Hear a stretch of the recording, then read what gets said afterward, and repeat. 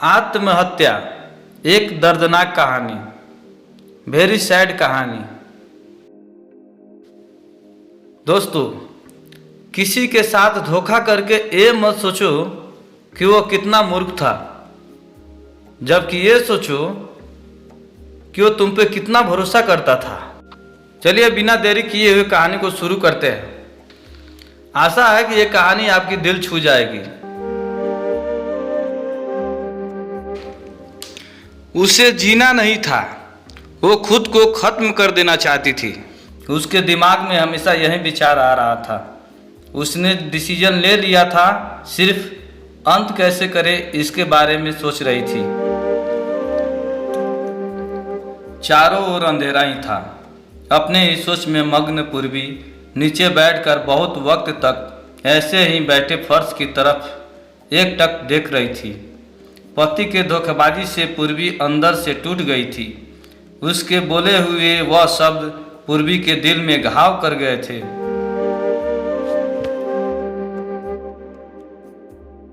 इस बार पंकज ने तो हद पार कर दी थी। अब और जीने का कोई अर्थ ही नहीं बचा था। अब खुद को खत्म कर दूं, इसके सिवाय दूसरा विचार उसके मन में नहीं आ रहा था। दोनों बच्चे गहरी नींद में थे। एक नज़र उनकी तरफ देखा, उनके सिर पर प्यार से हाथ फेरा, आंखों में आंसुओं की धारा बहने लगी। उसने मन में एक दृढ़ निश्चय किया था। रात के 2 बजे थे, हर तरफ बहुत सन्नाटा था और वह धीरे से उठी और दूसरे रूम में चली गई। गले में फांसी की फंदा डालने ही वाली थी, तभी कुछ गिरने की आवाज आई। पूर्वी का 2 साल का बेटा जोर जोर से रोने लगा। उसी क्षण पूर्वी को 6 साल की बेटी चिल्लाने लगी, मम्मी, छोटू बेड के ऊपर से नीचे गिर गया। तुम कहाँ हो? देखो ना छोटू कितना रो रहा है। पूर्वी भागकर दूसरे रूम में आई और अपने बेटों को उठाकर अपनी गोद में लिया और अपने सीने से लगा लिया। बेटी रोते हुए बोली, मम्मी तुम कहाँ चली गई थी? मुझे बहुत डर लग रहा था। तुम हम दोनों को छोड़कर कहीं मत जाओ, मुझे अकेले में बहुत डर लगता है। पूर्वी अपने दोनों बच्चों को पास लेकर जोर से गले लगा लिया और रोने लगी। दोनों बच्चे उसके सीने से लिपट कर सो जाते और सो गए। रोते रोते पूर्वी को कब नींद आ गई उसे पता ही नहीं चला। काम वाली बाई गंगू की आवाज से पूर्वी की नींद टूटी। अरे मैडम, आपने बाहर का गेट खुला क्यों छोड़ दिया था? अरे मैडम, क्या हुआ? अभी तक आप सोई हुई हो? तबीयत तो ठीक है ना? वो खुद को संभालते हुए बोली, हाँ थोड़ी तबीयत ठीक नहीं है। घड़ी में वक्त देखती है तो 8:30 बजे थे। आज तुम्हें आने में इतनी देर क्यों हो गई? गंगू बोली, मैडम चौथी गली में मेहता जी रहते हैं ना, उनकी बहू ने फांसी लगाकर आत्महत्या कर ली। 2 बच्चे हैं उनकी एक 10 साल की बेटी और 6 साल का बेटा है। यह सुनकर पूर्वी के कलेंजे को धक्का लगा। अपनी साड़ी को ठीक करके उसने पूछा, कब हुआ? गंगू ने बोला, रात को हुआ मैडम। मैंने ऐसा सुना है कि उसके पति की दूसरी औरत से संबंध थे। कमबख्त अभी तक नहीं आया। अचानक पूर्वी ने गुस्से से बोली, अच्छा किया, वह आया या नहीं आया उससे क्या फर्क पड़ता है? अब वह थोड़ी न देखने आने वाली है।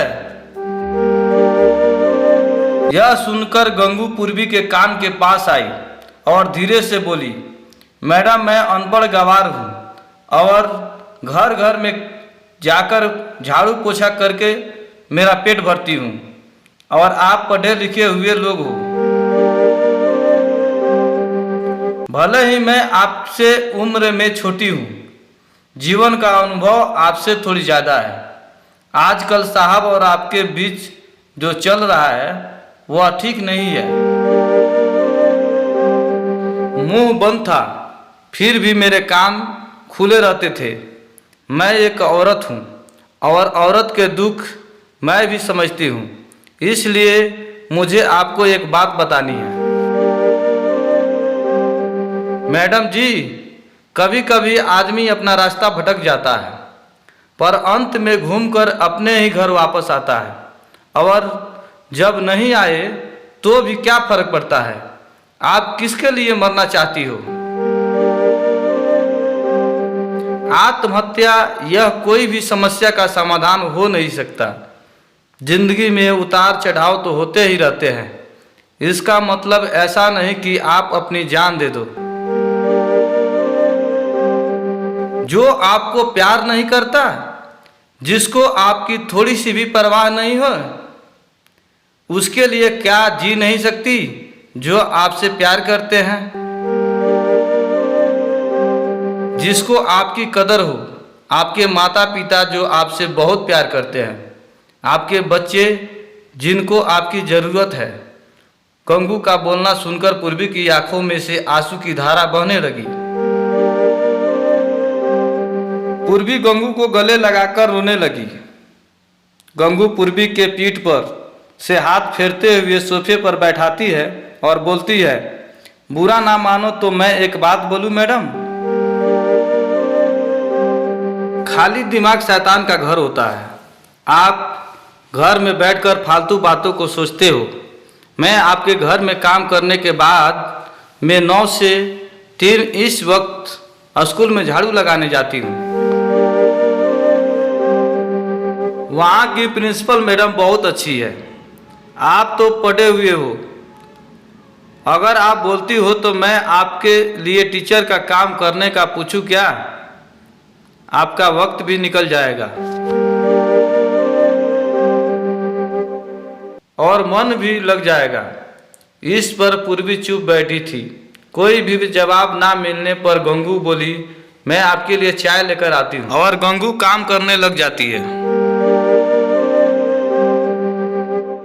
काम निपटा कर बोलती है, मैडम मैं जाती हूँ। उतने में पूर्वी उससे बोलती है, रुको गंगू, तुम स्कूल में मेरे लिए पूछना, यदि संभव हो तो प्रिंसिपल मैडम का नंबर मुझे ला कर दो। गंगू के चेहरे पर खुशी का भाव दिखा। गंगू पूर्वी के पास जाकर बैठी और धीरे से बोली, मैडम मैंने दूसरे रूम में बेड पर स्टूल रखा हुआ देखा था। ऐसा आप कभी भी मत करना। यह आपका घर है।